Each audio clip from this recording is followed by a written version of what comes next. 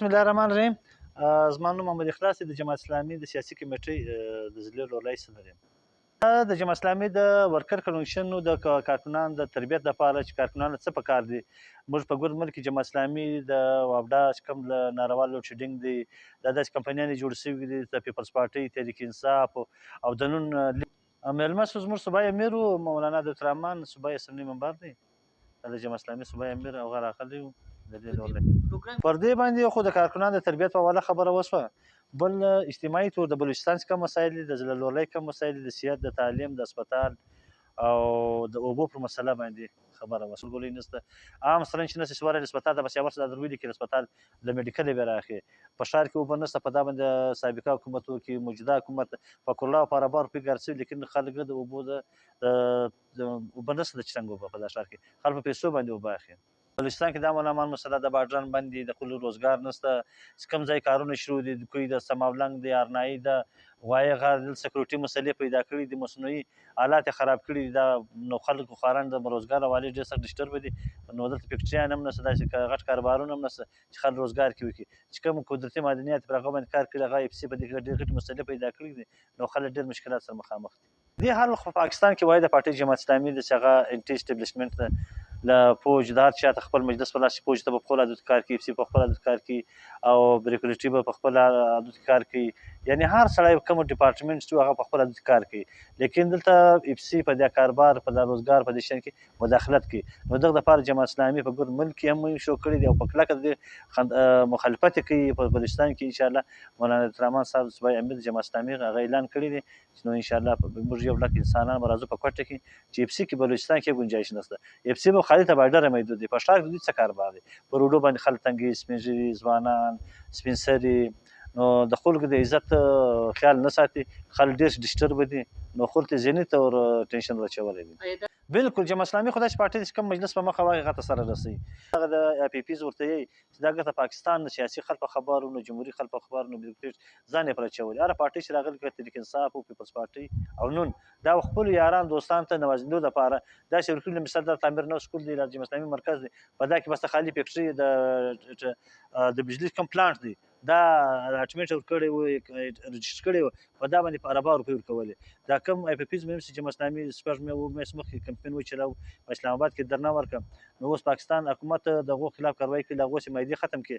تقریبا دا ټیم 800 ارب روپۍ د حکومت بچت وسو. دا حکومت په خپله نه کړي، دا جماعت اسلامي وکړو.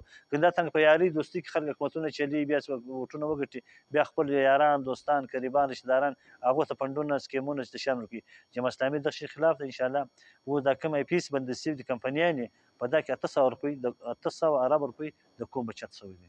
د ترمان څخه دا خبره وکړه چې موږ به ځان تیارو په پاکستان کې انقلاب راوستل د جماعت اسلامي کار دی. دا نور خو مسلې پارټیانې دي جوړ کړي په پوجیان دي، که هره پارټۍ د دغه کې د پوجیانو پوره لاس وي.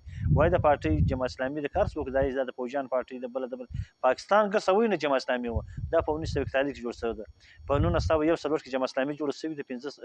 15 اویا ارکانو په دغه کې په ګور پاکستان د انډیا مشترکه ملک په دا کې جوړه شوې ده. نو هغه ټایم لګیا دا ټایم په ګور دنیا کې جماعت اسلامي شته، په افغانستان کې شته، په بنګلادیش کې شته، په مصر، په لبنان، په هر ځای چې کوم لاړې هلته جماعت اسلامي شته.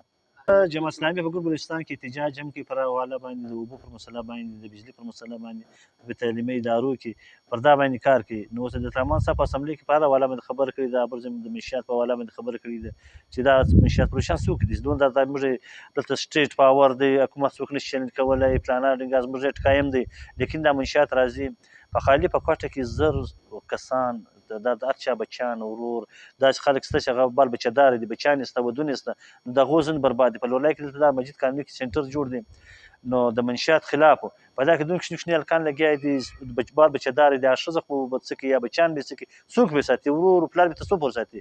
نو حکومت په داسې کار په دا کې حکومت هر ډپارټمنټ خصوصا پولیس ډپارټمنټ په دا کې انوال دی، آی جي دی، که لورلای ریجن ډي آی جي دی، اس پی ډي اس پی سی چو، دا ګور په دا کې انوال دي. دا معاشره برباد دي. او لورلای اسپتال په حواله باندې نن د اعلان خبره وکړه چې انشاءالله موږ به درنه ورکړو، کار به وکړو، ډاکټران به پابنده کړو، او په اسمبلۍ کې به خبره کوو چې باید لورلای د اسپتال بجټ ته زیات شي، د لورلای چې کوم د اوبو مسله ده دا د حل شي، د پیسې پر لګښت دا پر کومه خوا شي.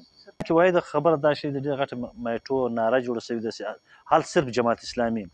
د پاکستان د تمام مسایل هسې هغه جماعت اسلامي دي. عوام به د جماعت اسلامي ملګرتیا کوي. ګوره د پارټیانې کتلي دي، هېڅ چا یو شی نه دی کړی. خالي هغه راځي الکشن مخکې څوک وعدې کوي، قولونه کوي، لیکن پر سر نه خېږي. موږ جماعت اسلامي له خور څخه وعده کوو نه چیش کوو. موږ انشاءالله خپل کارکنان پر روژه باندې به راوځو، تحریک به شروع کوو او د لورۍ له ولسه، د بلوچستان له ولسه، د پاکستان له ولسه موږ دا کوو چې په ګرځه کې جماعت اسلامي چیرې راوځي، جماعت اسلامي د عوام پر مسایل باندې راوځي. موږ د بلیک میلینګ پارټۍ نه ده، د حکومت پرېشر کوو. موږ عوامي ایشوز راپورته کړي دي، حکومت پر دې مجبوره کوو چې دا د عوامي مسایل بیل کړي. د جماعت اسلامي سټیم تحریک شروع کړي، په هغه باندې جماعت اسلامي پر مخ هم تلل کېده او د جماعت اسلامي د عوامو مسایل هم حل کړي دي.